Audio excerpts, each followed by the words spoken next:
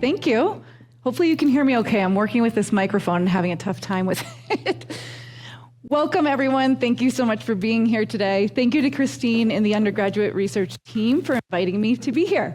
So I'm going to be speaking to you today about community, and I want to share with you why I'm talking about community. When I received the Research Scholar Award last year, I was asked to talk about my research stream. So for those of us in academia, we always have a research stream, one area of our research that we're interested in and that we focus on, that we want to build knowledge on. Now, I am an untraditional academic, and I'll talk about this in a few slides. Being an untraditional academic, I never had a research stream. I'm just more interested in literally everything. Didn't know what I wanted to research. I'm definitely a qualitative researcher, but I was just researching everything in every different area. So when I went to look back at my research stream to figure out what it really is, I noticed that there was one theme throughout all of my research, and it's community. I'm very interested in how and why communities interact, why people are affected by communities, and how communities affected me. So today I want to talk to you about how community is everywhere, using my personal life and my research as ways for us to understand community. But I'd like to start today with an exercise. So if you could pull out your phone, if you don't have a phone with you, Christina has pieces of paper she could walk around. I'd like you all to make a list of the communities that you are a part of and why. So why are you a member of these communities? I'll give you about a minute. Okay, so that's about a minute, or hopefully all of you have thought about the communities that you're a part of. Now I want us to get social. So everybody find one or two people to talk with, chat about the communities that you're a part of.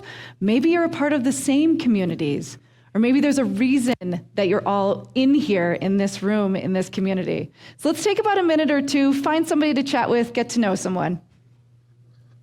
So we are all part of many different communities, and they're a huge piece of who we are. But what do we really know about communities?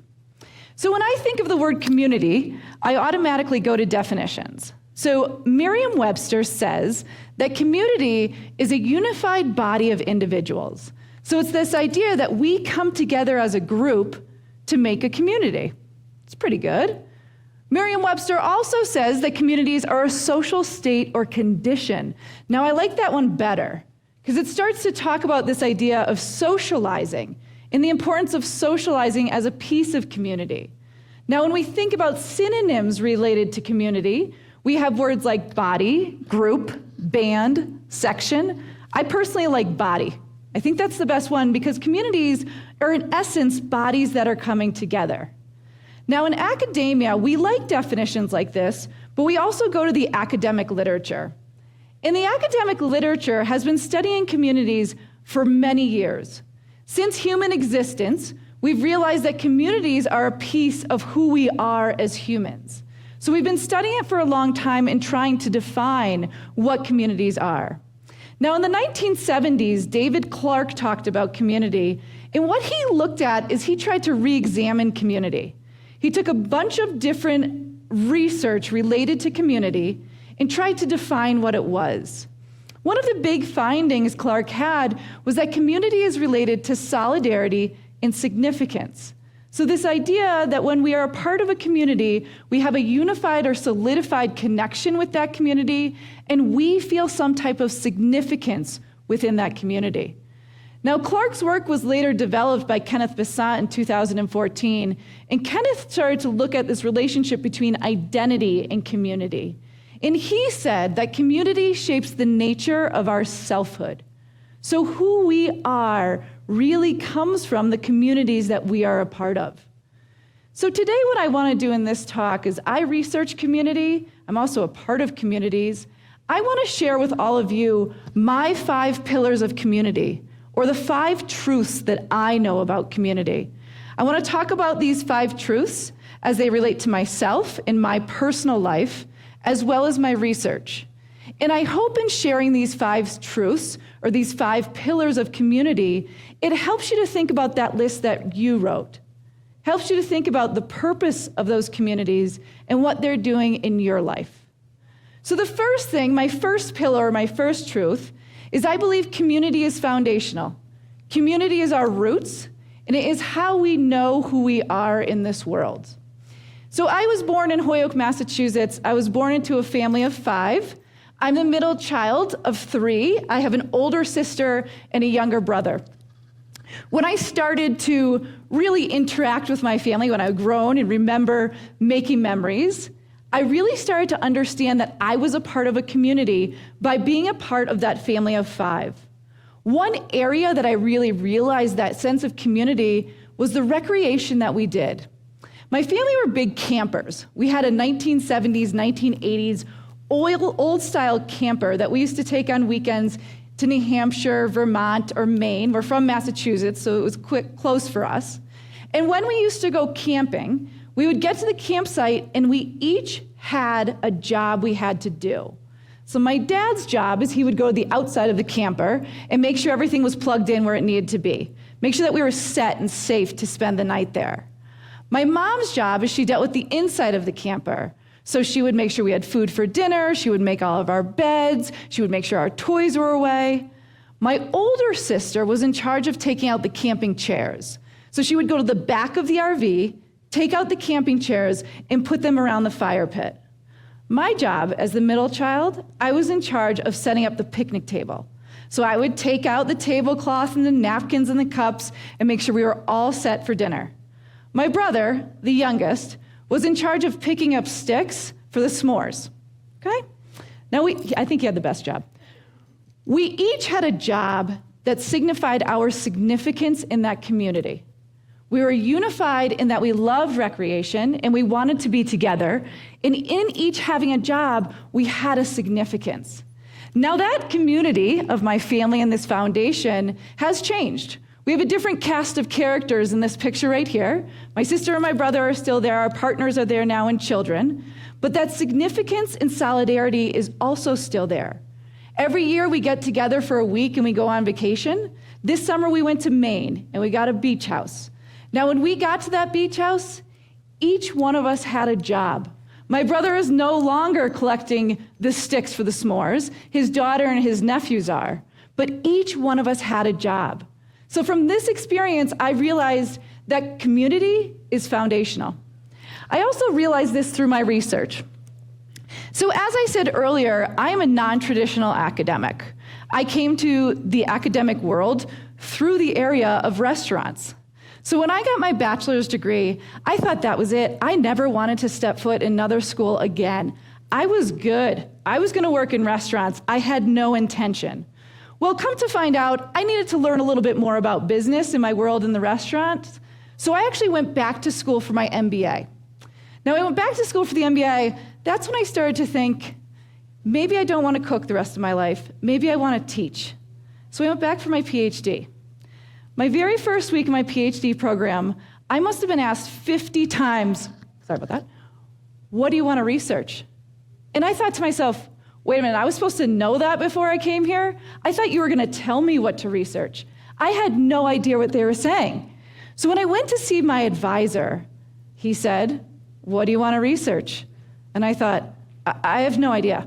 I really don't know what I want to research. Why are you asking me this? So he said, let me change the question.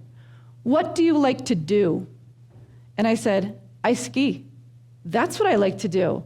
Last year, I skied about 80, 90 days. It was fantastic. I would ski in the morning and go to the restaurant at night. And then he said to me, then research that.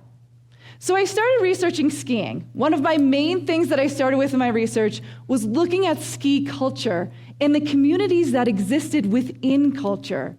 What I found out in this research was that ski communities are foundational to the industry and foundational to who we are here in Durango. Ski communities are a big piece of how we exist and the things that we find to be important. So in my pillar of community is foundational, that comes from my experience in my family, and it also comes from, with my research, my experience with ski culture and realizing the communities of ski. So that's my first pillar. My second pillar is community is challenging. Community challenges who we are, and it challenges our existence and what we hold to be true.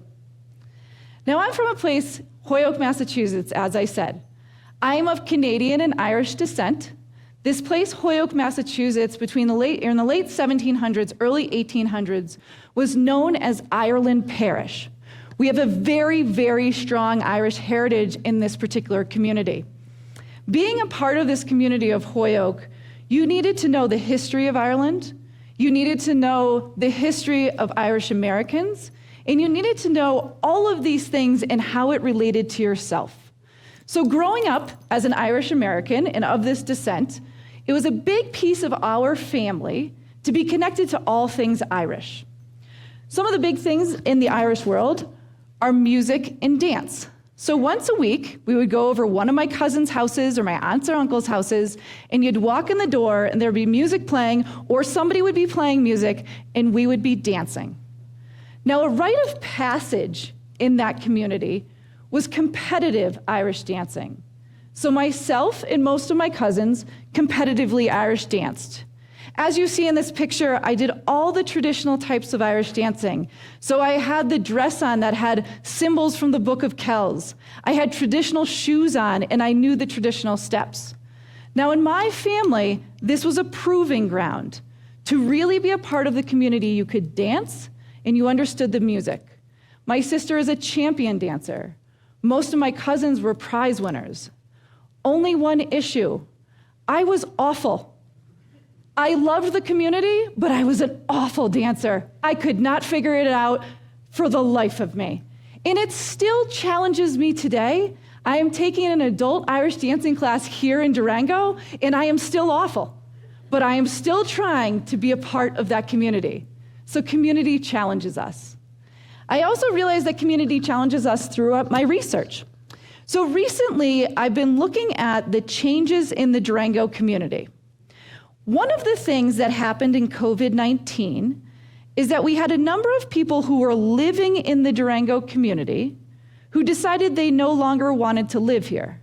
They moved out, they couldn't afford to live here, their job was taken away, they wanted to move somewhere else. And we had a number of people who moved in. They either moved in as Zoomers, so they had their job that they could Zoom. They were active retirees.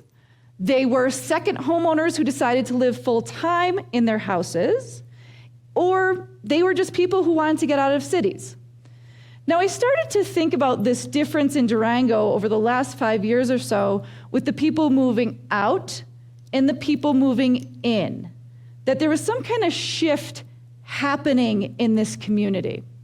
So what I decided to do for this research is I interviewed a number of people who have been in Durango for a series of time. In these interviews, I realized that the individuals I was interviewing were very happy with these shifts. So with these different groups of people coming in, it was impacting our economy quite a bit and positively. It was bringing in new cultural aspects and art aspects to our community, and it was bringing a diverse group into our community. But at the same time, it was changing our social structure and our cultural dynamics of the personality of Durango. So the individuals I was interviewing in this research project were challenged by the community in how it was changing, challenged in how their experience was going to be in this community, and how the social and cultural aspects were changing. So far in my pillars, I have that community is foundational. The second is that community can challenge us. The third piece of this is that community is essential. I believe that when we go through challenging moments, community is what keeps us stable and where we need to be. On September 11th, 2001, I was living in the middle of Manhattan. I lived on 60th Street near Lincoln Center. At about 8:45 in the morning, I was walking out of my dorm room. So I went to college in Manhattan. As I was walking out of my dorm room, I was heading to work. My roommate stopped me, and she said, "Did you hear that a plane hit one of the World Trade Centers?" And I thought, that's a fluke. That's an accident. This isn't right. What are you talking about? And I left my dorm room and I headed to work, and I worked at Grand Central Station. The reason I headed so quickly to work is the business that I worked for had a direct relationship with the World Trade Centers. As I was on my way to work, about 15 minutes later, the second plane hit the second World Trade Center. When that happened, that moment, and for the next 48 hours, I realized how essential community was for my mental well-being, my physical well-being, and my emotional well-being. I realized how important community was as I ran to Grand Central to get to work. I realized how important it was when we were evacuated from Grand Central. I realized further how important community was when I waited in line for hours to give blood, to be turned away, said to come back. I realized more about community when I waited in line again for hours to call my father to tell him I was okay. And I realized again how important and essential community was the next morning when I walked back to Grand Central and I walked through a ghost town. Community was essential in helping me deal with 9/11, being in Manhattan on that day, and it is also essential every single year since. Because on 9/11 every year, whether I'm in the classroom or I'm hiking with my husband, wherever I am, my phone is blowing up.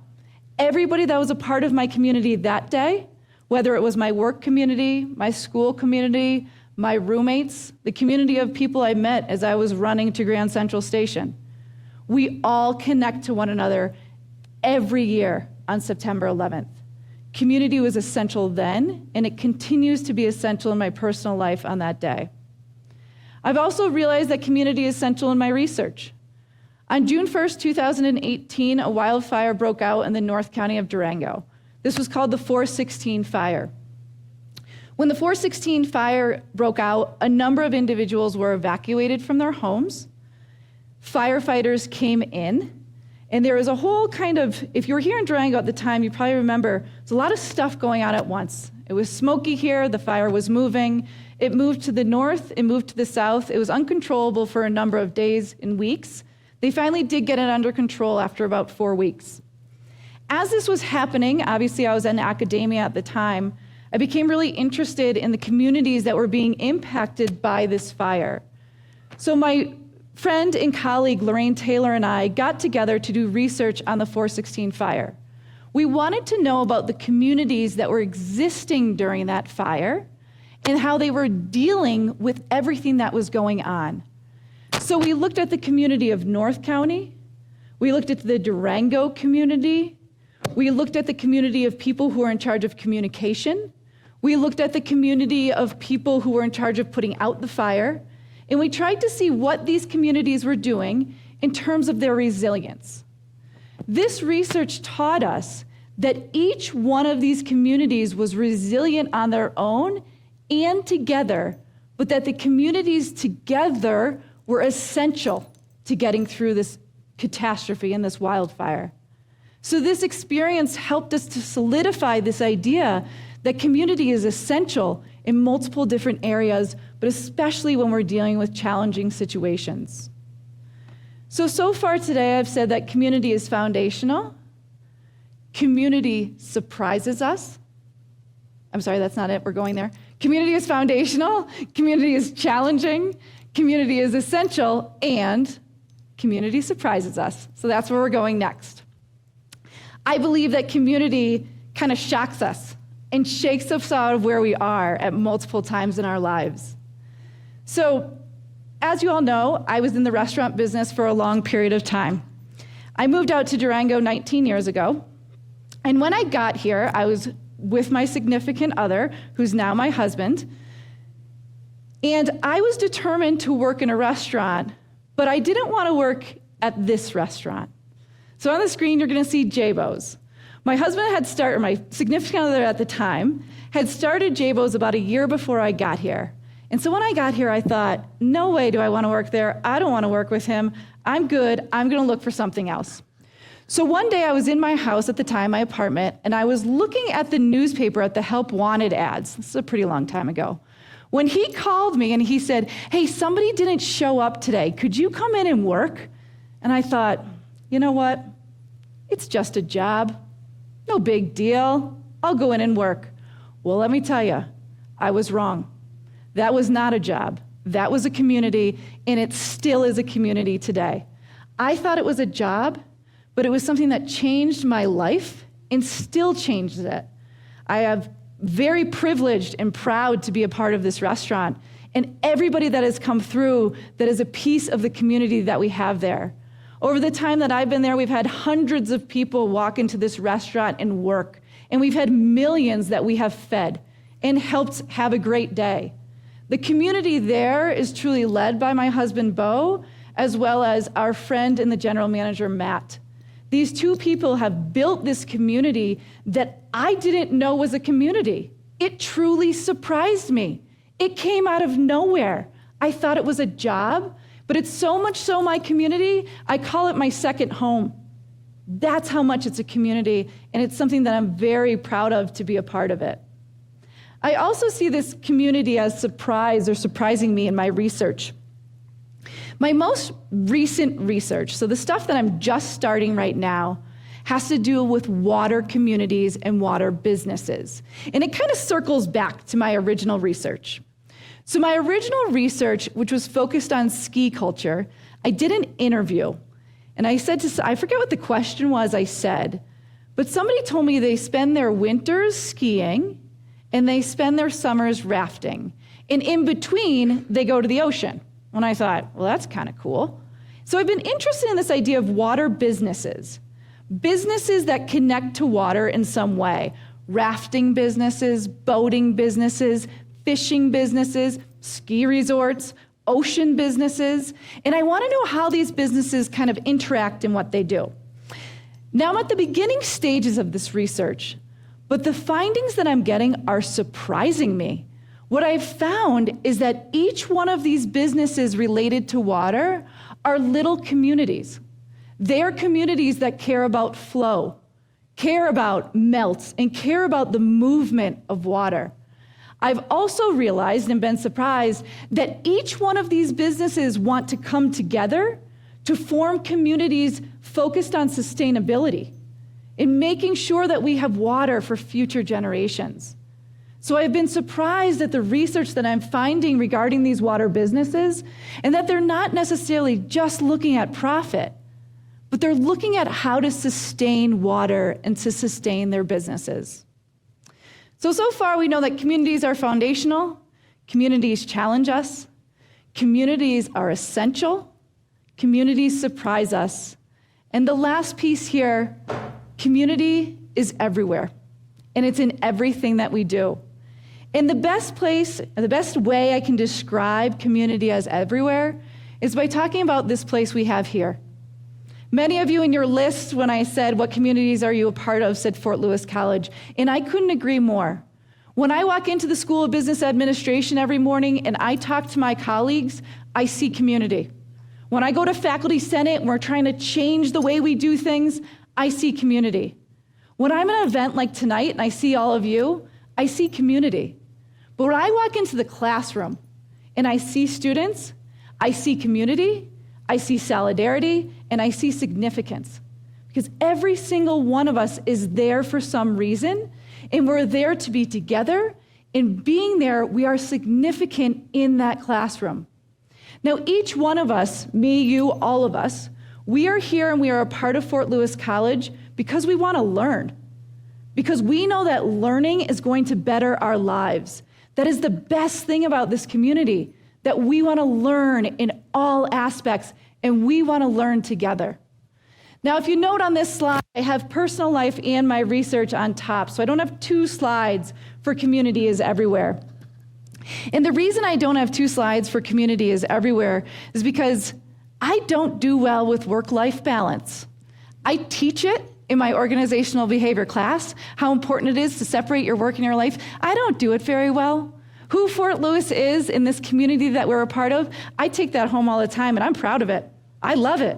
The community that we have here is vibrant, it is invigorating, it is inspiring, and I am filled just by being here every day, part of my personal life and my research.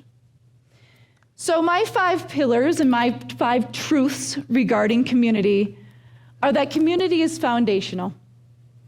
In this, I talked about my family and my camping trips and realizing this foundation. I also talked about my research regarding ski culture and ski communities and how that's a foundation to who I am as well as that research. I talked about how community is challenging, specifically my challenge with Irish dancing that I still go through today, as well as the challenges associated with this Durango community in the way that we're shifting and changing. Also, I talked about how community is essential by sharing my experience during 9/11, as well as my research regarding the 416 fire, and how both examples showcase that without community, we are not able to sustain. We as humans can't get through that. The next thing that I talked about is how community is surprising. My experience with JAVOs, thinking that it was a job, and it's become my life and an important piece of my life, as well as my experience with water communities and my developing research regarding water communities and how much they are working together regarding sustainability. And then I also talked with you about how community is everywhere, and this idea that we are all part of a community. We should be very proud of that community that we're from and continuously try to develop it and help it to get better. Now, another quote by Besant I want to share with you today. Besant said the main argument advanced here, so in his research, is that community, much like the social self, emerges and exists dynamically in relational experiences of collective agency. Besant really talked about this idea that community comes up and exists in so many different places that we are so not expecting.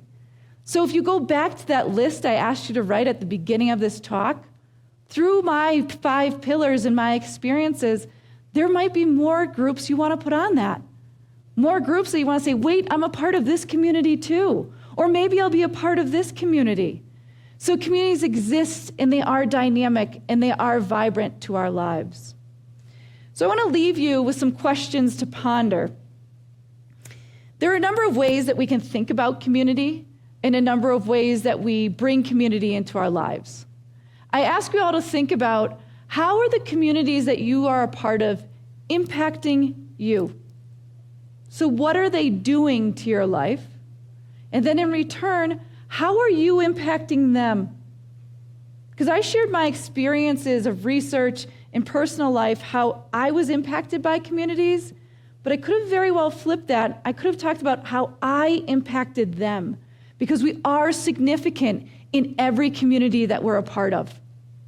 I also ask you to think about how are you shaping your selfhood through your communities, because each community that I'm a part of helps me shape who I am, helped my selfhood as Liz. So how are they helping you shape yours? And the last question, which I think is probably the most important, how are your communities guiding you? How are they guiding your choices? How are they guiding your purpose? And how are they guiding your path? Because one of the big things in life, I believe, is that we paint our own path in life.